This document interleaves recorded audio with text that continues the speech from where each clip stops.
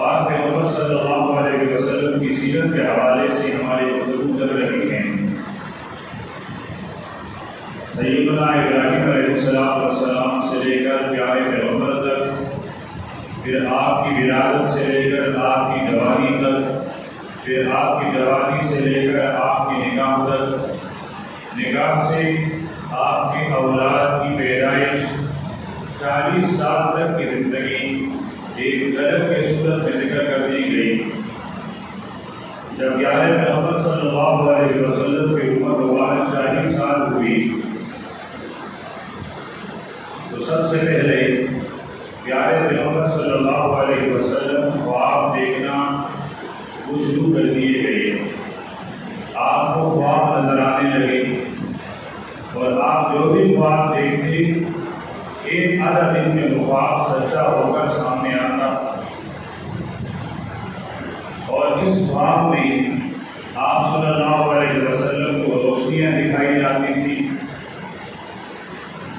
اور اس کے ساتھ ساتھ آپ کی فطرت اور آپ کی طبیعت میں خلوت، علیحدگی، علیحدہ بیٹھنا، گوشہ نشینی، یہ آپ کی فطرت اور آپ کی طبیعت بن گئی کہ آپ یہ چاہتے تھے کہ میں اکیلا رہوں تو اللہ کو یاد کرتا رہوں، اللہ کی عبادت کرتا رہوں۔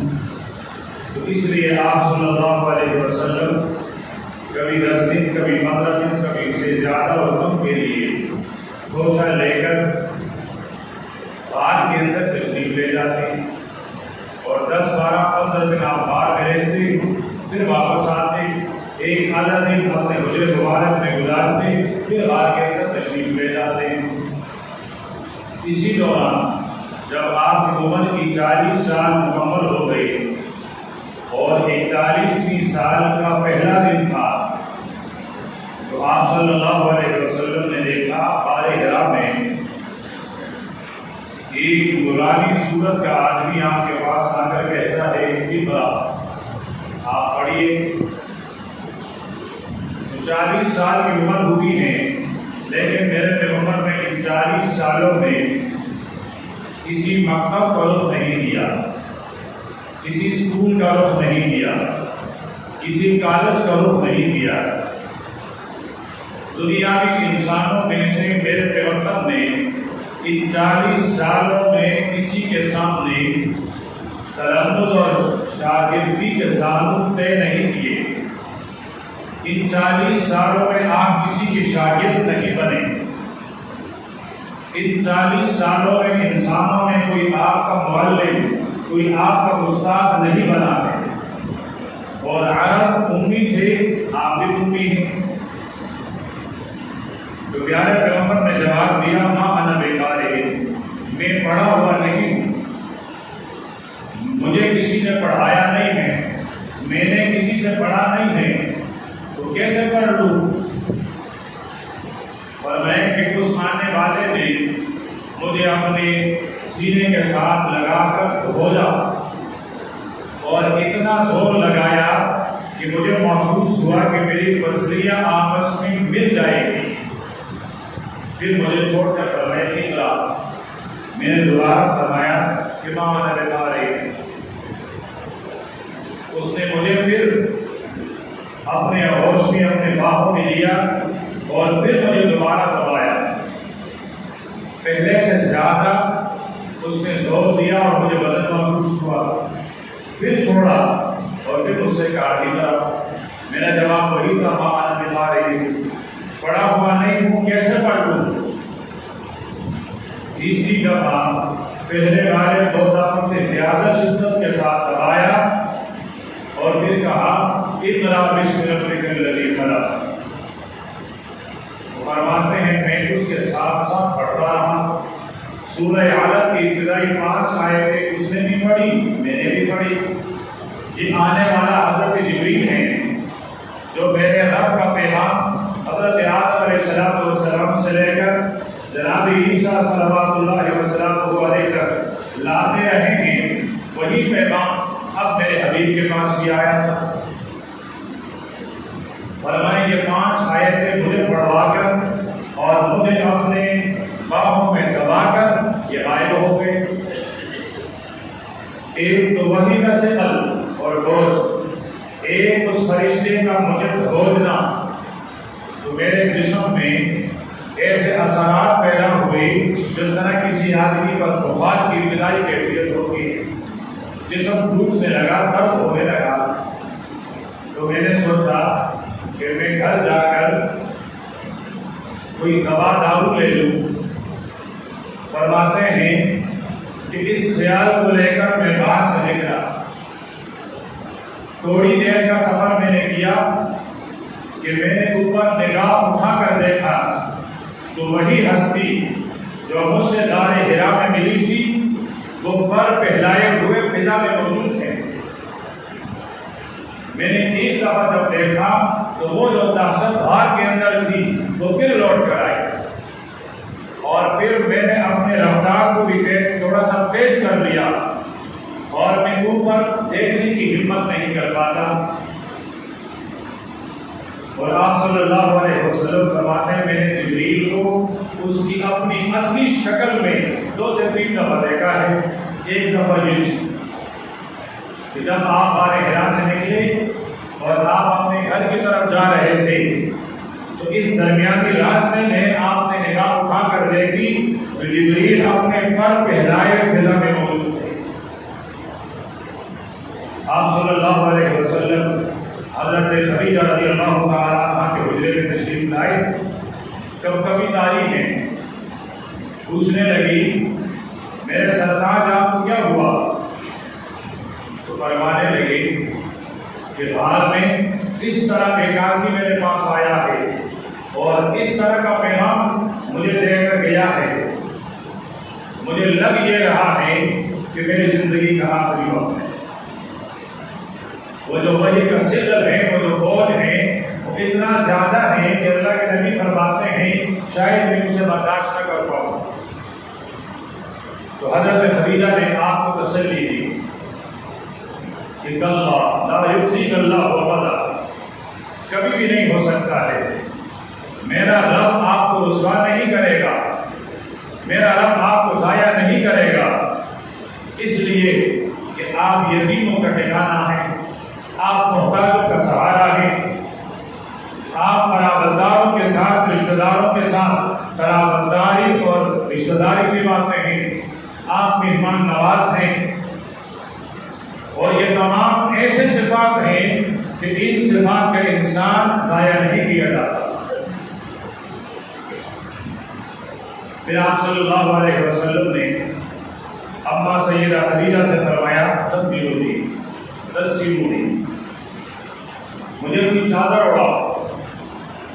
جب حضرت خدیجہ چادر لینے لگی تو آپ نے فرمایا یہ تو بہت ہلکا ہے، مجھے بڑا سا کمبل اڑوا دو۔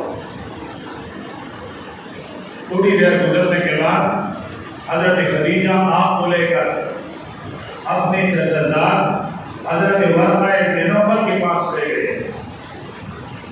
یہ حضرت ورقہ ابن نوفل ان لوگوں میں سے ہیں جنہوں نے زمانے جاہلیت میں بھی شرک نہیں کیا ہے، جو زمانے جاہلیت میں بھی حضرت ابراہیم علیہ السلام کے صحیح ملت اور دین پر تھے،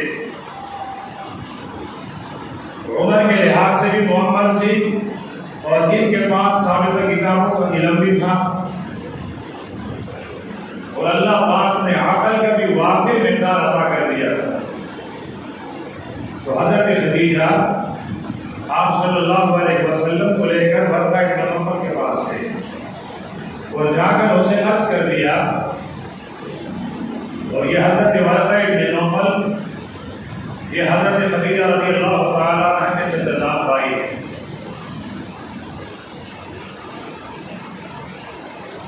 جا کر عرض کرنے لگی کہ آپ اپنے اس بھتیجے کو دیکھ لیں، یہ کیا کہہ رہا ہے؟ ورقہ ابن نوفل نے آپ صلی اللہ علیہ وسلم سے ساری بات سنی اور فرمایا کہ یہ وہ مبارک چیز ہے، یہ مبارک امانت ہے جو اللہ پاک نے طور کی پہاڑی پر سیدنا موسیٰ علیہ السلام کو عطا کیا تھا۔ اب اللہ پاک نے وہی مقدس امانت آپ کو عطا کر لی ہے، پھر فرمانے لگے ہائے کاش میرے بھتیجے جب آپ کی قوم قریش آپ کو اپنے وطن سے نکالے گی کاش اس وقت میں جوان ہو اور میں آپ کی مدد کر لوں۔ ورقہ بن نوفل اس وقت بھی بوڑھے تھے، کمزور تھے، اور آپ صلی اللہ علیہ وسلم کے ہجرت کا واقعہ تو اس کے 13 سال بعد پیش آنا ہے۔ تو آپ صلی اللہ علیہ وسلم نے ورقہ بن نوفل سے تعجب بھرے لہجے میں پوچھا کہ چچا جان اب مخرجیہم، کیا یہ میری قوم جو مجھے صادق کہتی ہے، جو مجھے امین کہتی ہے، جو مجھے اپنا حکم بناتی ہے، جو مجھ سے اپنے جھگڑے اور تنازعات کا فیصلہ کرواتے ہیں، جو اپنی امانتیں میرے پاس رکھتے ہیں، جو میری گواہی کو سند سمجھتی ہے، کیا یہ قوم مجھے اپنے ہاتھ سے نکالے گی؟ ورقہ بن نوفل کہنے لگے بھتیجے آپ نے جو پیغام لے کر آپ آئے ہو، یہ پیغام جس نے بھی دیا ہے اس کے ساتھ ہمیشہ دشمنی رکھی گئی ہے، لوگ اس کے مخالف ہوئے ہیں، آپ کے بھی مخالف ہوں گے۔ ورقہ بن نوفل نے تسلی دی، آپ صلی اللہ علیہ وسلم اٹھ کر اپنے حجرے میں تشریف لائے اور یوں آپ پر نبوت کا اور رسالت کا آغاز ہوا۔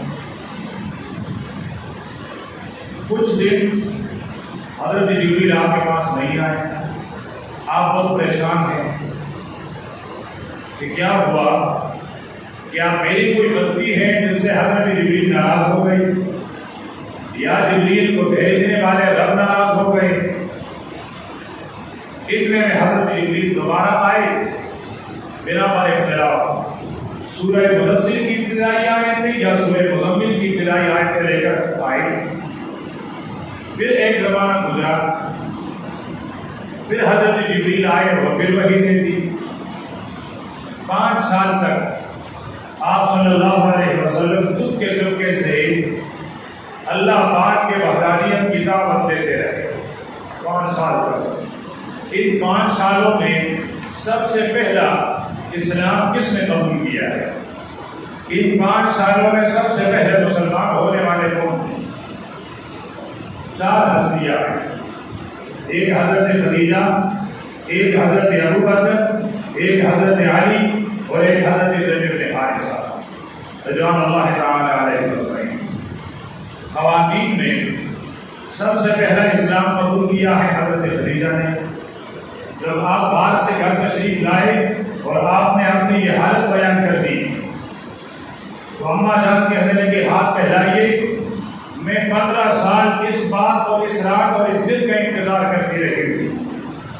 جب آپ 25 یا 24 سال کی عمر میں میرا سامان تجارت لے کر گئے تھے، اس وقت میرے غلام میسرہ نے بتایا تھا کہ ہم جہاں جہاں بھی گئے تو بادل اس قریشی نوجوان پر سایہ کرتی ہوئی چلتی رہی ہے۔ تو اس وقت میں سمجھ گئی تھی کہ آپ کوئی عام انسان نہیں ہے، تو میں نے آپ کو نکاح کا پیغام دیا۔ پھر میں نے آپ کی 15 سالہ کردار اور زندگی دیکھی تو مجھے یقین ہو گیا کہ آپ انسانوں میں سب سے اعلیٰ اور افضل انسان ہیں۔ تو سب سے پہلے اسلام قبول کرنے والی تو حضرت خدیجہ رضی اللہ تعالیٰ عنہ۔ پھر حضرت ابو بکر رضی اللہ تعالیٰ عنہ کو پتہ چلا، ایک روایت کے مطابق آپ حضرت حکیم ابن حزام کے گھر میں تھے کہ ان کے باندی نے آ کر اپنے گھر میں بتایا کہ تمہاری چچی حضرت خدیجہ اور ان کے شوہر تو عجیب عجیب کام کرنے لگ گئے ہیں اور عجیب عجیب باتیں کرنے لگ گئے ہیں۔ حضرت ابو بکر نے یہ باتیں سنی، سیدھا میرے پیغمبر کے پاس تشریف لائے۔ دوسری تاریخی روایت کے مطابق آپ سفر تجارت پر تھے، مکے میں داخل ہوئے تو کسی نے کہا ابو بکر تجھے پتہ ہے میرے یار نے کیا کارنامہ انجام دیا؟ حضرت ابو بکر نے پوچھا کیا ہوا؟ فرمایا وہ کہتا ہے آسمان سے میرے پاس فرشتہ آیا ہے۔ حضرت ابو بکر کہنے کہ اگر یہ بات میرے دوست، میرے رفیق، میرے یار محمد رسول اللہ صلی اللہ علیہ وسلم کی ہے تو پھر میں مانتا ہوں وہ سچ بولتا ہے۔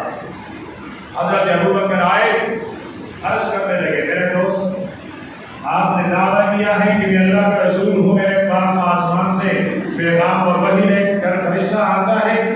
آپ نے فرمایا ہاتھ اٹھا کر فرمایا ہاتھ پھیلائیے، میں آپ کا سب سے پہلا امتی بننا چاہتا ہوں، میں آپ کا سب سے پہلا مصدق بننا چاہتا ہوں، میں آپ کے اس کلمے کا سب سے پہلے اقرار اور تصدیق کرنے والا بنتا ہوں۔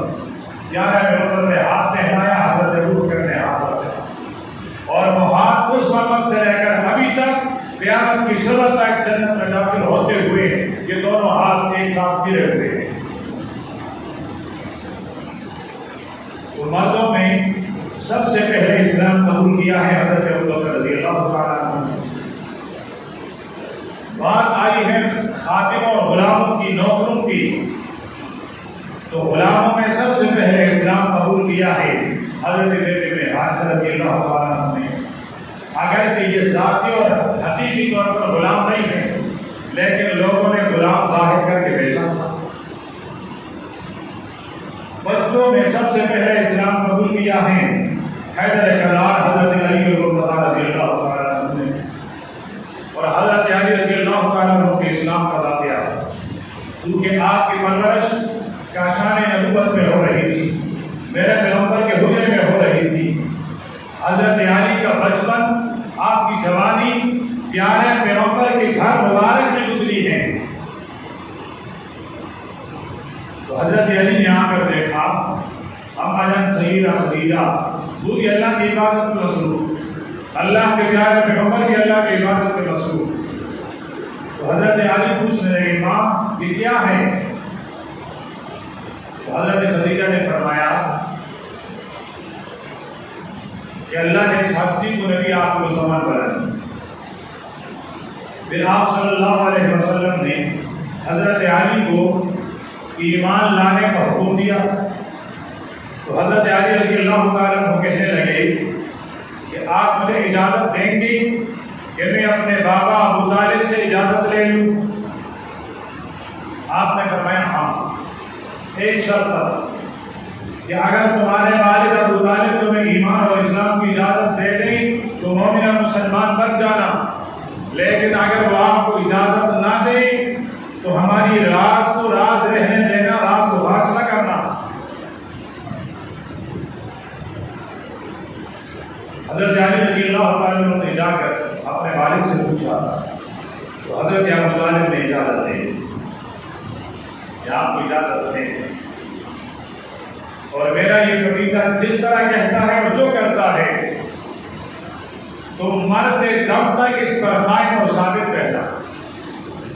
پھر حضرت علی رضی اللہ تعالیٰ عنہ نے آ کر اسلام قبول کیا ہے۔ سید عطا اللہ شاہ بخاری رحمۃ اللہ علیہ مجھے یاد آئے، کسی نے پوچھا شاہ جی بتائیے ابو بکر اور علی میں کیا فرق ہے؟ تو حضرت شاہ عطا اللہ شاہ بخاری رحمۃ اللہ علیہ فرمانے لگے اتنا فرق ہے کہ جو لعاب ابو بکر کے قدم اور پاؤں میں لگے ہیں وہ علی کی آنکھوں میں لگے ہیں۔ پھر فرمایا ابو بکر اور علی میں یہ فرق ہے کہ جب اسلام ابو بکر پر پیش کیا گیا تو ابو بکر کے بھی والد تھے، ابو بکر کی بھی بیوی تھی، ابو بکر کے بھی اولاد تھے، ابو بکر کا بھی خاندان تھا، ابو بکر کے بھی رشتہ دار تھے، ابو بکر کے بھی بڑے تھے، لیکن ابو بکر نے یہ نہیں کہا پیغمبر اجازت دیجیے بابا سے پوچھ لوں، بھائی سے پوچھ لوں، چاچا اور ماما سے پوچھ لوں، خاندان سے مشورہ کر لوں، سرداروں سے پوچھ کر آ جاؤں، اور میں آپ اگر محمد رسول اللہ تمہیں محمد رسول اللہ کا پہلا سپاہی۔ اور حضرت علی پر جب اسلام پیش کیا گیا تو حضرت علی نے فرمایا اللہ کے پیغمبر اتنی اجازت دے دے بابا سے پوچھ کر آؤ۔ تو فرمایا کہ علی کا ایمان بابا سے پوچھ کر لانے کے بعد آیا ہے، اور حضرت ابو بکر نے کسی کے ساتھ مشورہ نہیں کیا اور پیارے پیغمبر پر ایمان لایا ہے۔ ذرا سوچئے انسان کتنا بلند مقام کا کیوں نہ ہو، لیکن گھر میں بیٹی اور بچے صحیح حال کا ادراک کرنے والے، صحیح حالت کردار کو جھانچنے والے ہوتے ہیں۔ بچپن کے یار اور دوست، ان سے کوئی چیز چھپی ہوئی نہیں ہوتی، گھر کے خاتموں سے کوئی چیز چھپی ہوئی نہیں ہوتی، گھر کے اندر پلے ہوئے بچوں سے کوئی چیز چھپی ہوئی نہیں ہوتی۔ اب میرے پیغمبر کی زندگی ایک معجزہ کہ ایمان لانے والا سب سے پہلے بچپن کا یار، جس نے زندگی کی 38 سال ساتھ گزارے ہیں، سب سے پہلے ایمان کو لا رہا ہے۔ اگر میرے پیغمبر کی 40 سالہ زندگی میں ایک ادنا درجے کا بھی عیب اور نقص ہوتا تو ابو بکر کبھی بھی ایمان قبول نہ کرتا۔ 15 سال حضرت خدیجہ کے گھر میں گزارے ہیں، اگر میرے پیغمبر کی گھر والی زندگی میں کوئی ادنا سے بھی نقص ہوتا تو حضرت خدیجہ اسلام لانے کا پہل نہ کرتی۔ اگر میرے پیغمبر کی ذاتی زندگی، خلوت والی زندگی وہ باکمال نہ ہوتی تو آپ کے گھر میں پیدا ہوا بچہ علی اور آپ کا خادم زید کبھی بھی اسلام قبول نہ کرتا۔ اس لیے میرے پیغمبر نے جو سب سے پہلا معجزہ مکہ والوں کے سامنے پیش کیا وہ اپنی زندگی کی، لقد لبثت فیکم عمرا من قبل، اس سے پہلے میں نے اپنی زندگی تمہارے ہاں گزاری ہے، ذرا بتاؤ کیف وجدتمونی، تم نے مجھے کیسے پایا۔ ان 40 سال میں آپ کی زندگی میں نہ جھوٹ ہے، نہ غیبت ہے، نہ کہانت ہے، نہ شعر ہے، غرض کوئی بھی ادنا سے ادنا عیب بھی نہیں ہے۔ تو اس لیے ہر انسان آپ کی اس زندگی کا مختلف ہوا۔ 5واں آدمی جو ایمان اور اسلام کے خوبصورت دائرے میں داخل ہوا، 2 ہستیاں ہیں۔ کسی نے لکھا ہے کہ یہ حضرت زبیر بن عوام رضی اللہ تعالیٰ عنہ ہیں۔ حضرت زبیر حضرت ابو بکر کے داماد تھے۔ ابو بکر کی سب سے بڑی بیٹی حضرت اسماء ان کے نکاح میں ہے، اس سے چھوٹی بیٹی حضرت عائشہ میرے پیغمبر کے نکاح میں ہے۔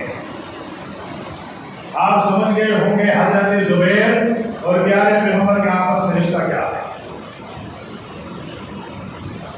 اور پھر حضرت زبیر بن عوام یہ حضرت خدیجہ رضی اللہ تعالیٰ عنہ کے بھتیجے بھی ہیں۔ حضرت زبیر کے والد عوام اور حضرت خدیجہ آپس میں بہنیں بھائی ہیں۔ تو حضرت زبیر حضرت خدیجہ رضی اللہ تعالیٰ عنہ کے بھتیجے بھی ہوئے۔ ایک روایت ہے کہ 5واں اسلام قبول کرنے والا مسلمان حضرت زبیر ہے اور عشرہ مبشرہ میں ہے۔ جب صحابہ کرام نے ہجرت فرمائی اور مدینہ منورہ تشریف لے گئے تو مدینہ کے یہودی کہنے لگے صحابہ کرام سے کہ تم نے مدینے میں آ کر اچھا نہیں کیا، تم نے مدینے میں آ کر اچھا نہیں کیا، اس لیے کہ ہم مدینے کے یہودیوں نے تمہارے اوپر ایسا سحر اور ایسا جادو کر لیا ہے کہ تم میں سے کسی کا بھی نرینہ اولاد پیدا نہیں ہوگا۔ صحابہ کرام نے دیکھا بات تو صحیح ہے، کسی کے 2 مہینے ہوئے ہجرت کی، کسی کے 3 مہینے، کسی کے 4، کسی کا سال بھی ہوا، لیکن کسی کے ہاں نرینہ اولاد پیدا نہیں ہوا۔ یہ تو حضرت کے جادوگر ہیں کہ جس نے ہم سب پر جادو کیا، اور ویسے یہودیوں کا جادو مشہور ہے۔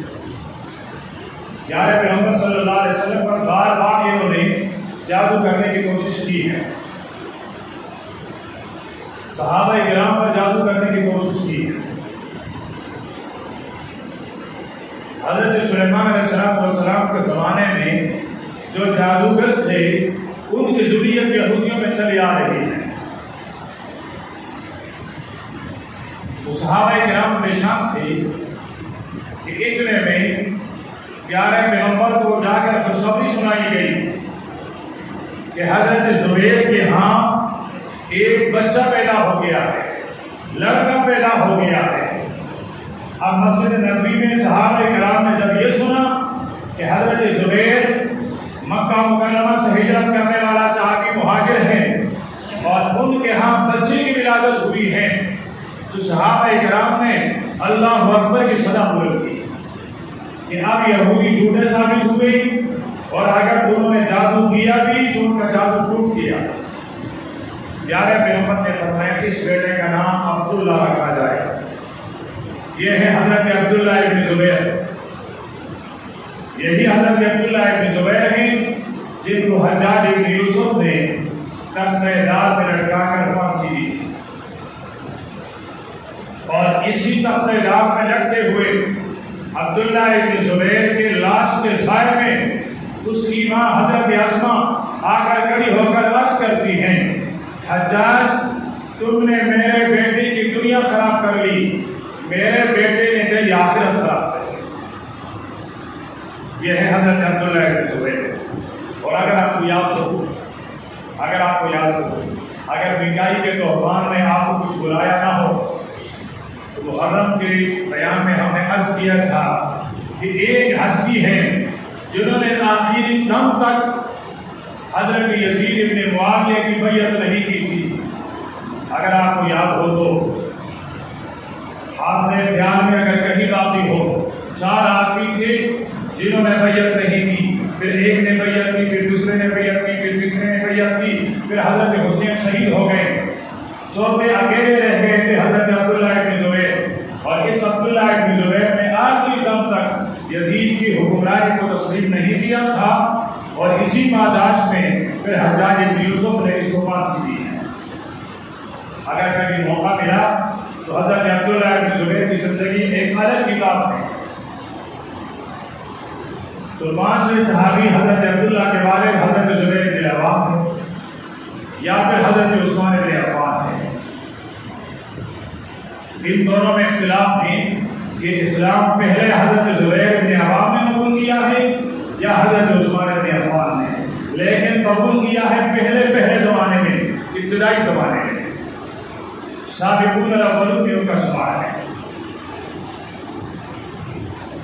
3 سال تک میرے پیغمبر نے چپکے سے اسلام کی دعوت پھیلائی۔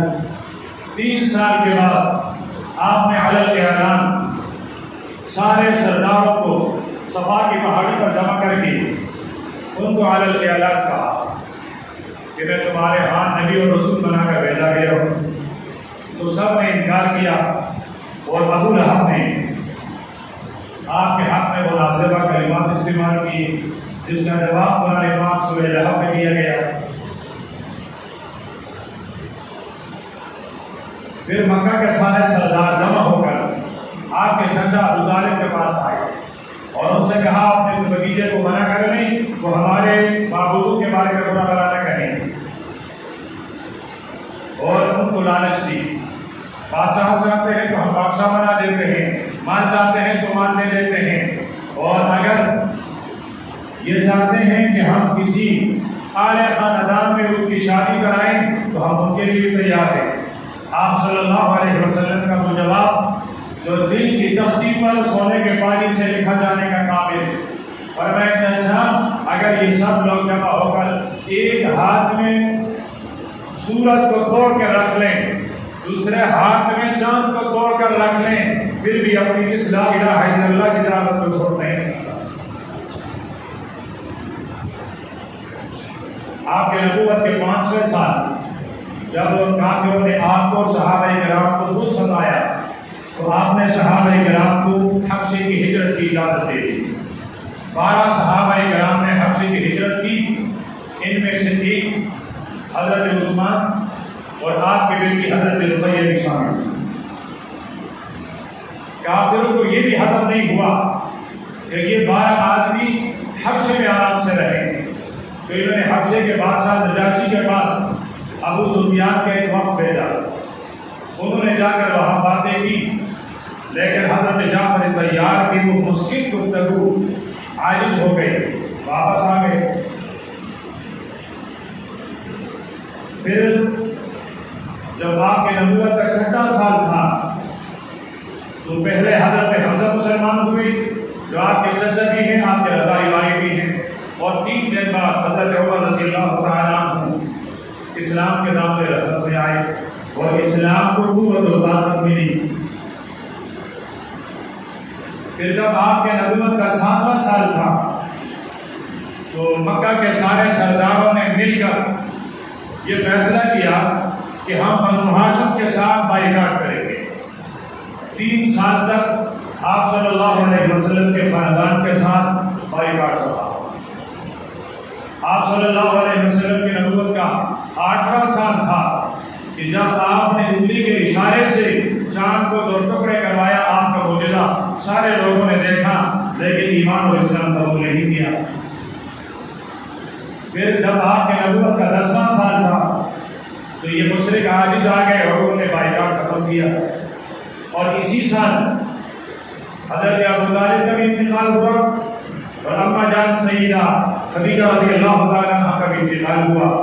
تو اللہ کے نبی نے فرمایا یہ سال میرے لیے غموں کا سال ہے کہ 3 سال مقابلے میں گزارے، اور اس کے بعد خدیجہ بھی دنیا سے چلی گئی، حضرت ابو طالب بھی دنیا سے چلی گئی۔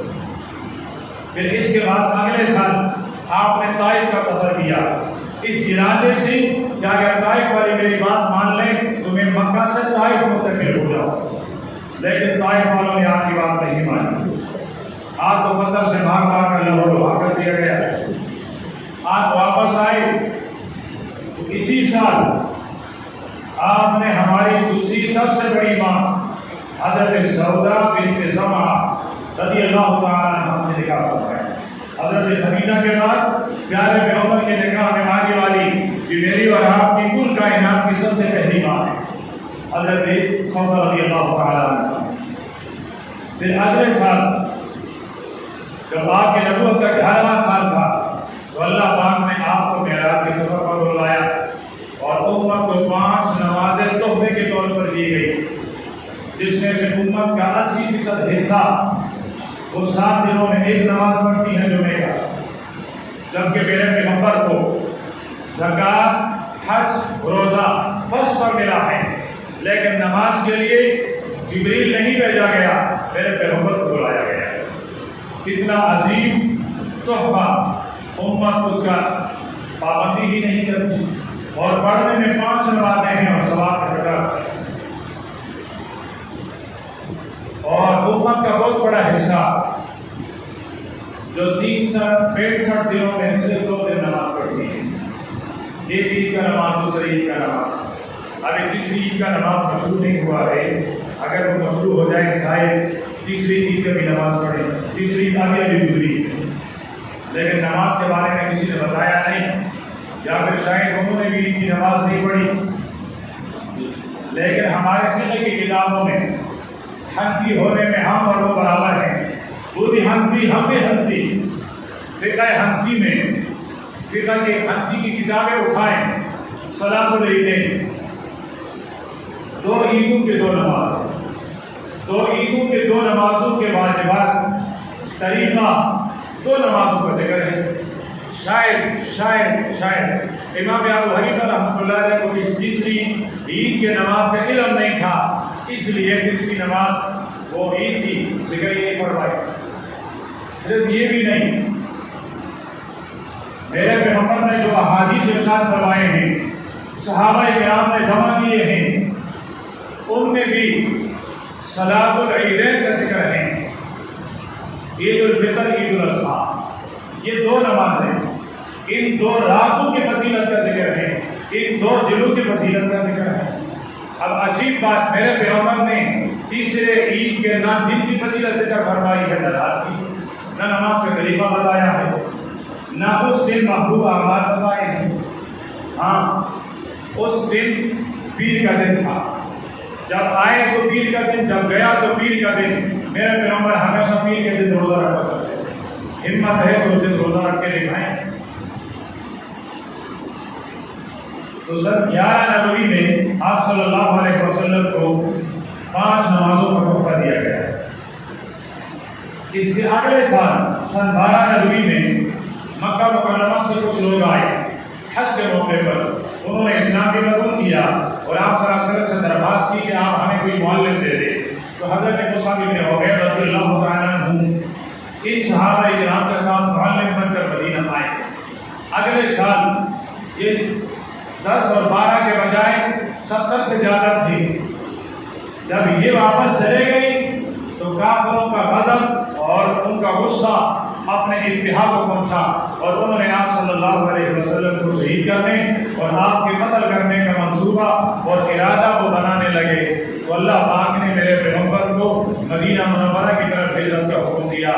یہ وحی کے ابتدا سے لے کر 13 سال ایک جلد جو میرے پیغمبر نے مکہ مکرمہ میں گزاری ہیں، اب اگلے 10 سال میرے پیغمبر نے مدینے میں گزاری ہیں، اور مدینے کی جو زندگی ہے 10 سال کی، ان کا آئینہ، ان کا خلاصہ، ان کا آئینہ کیا ہے؟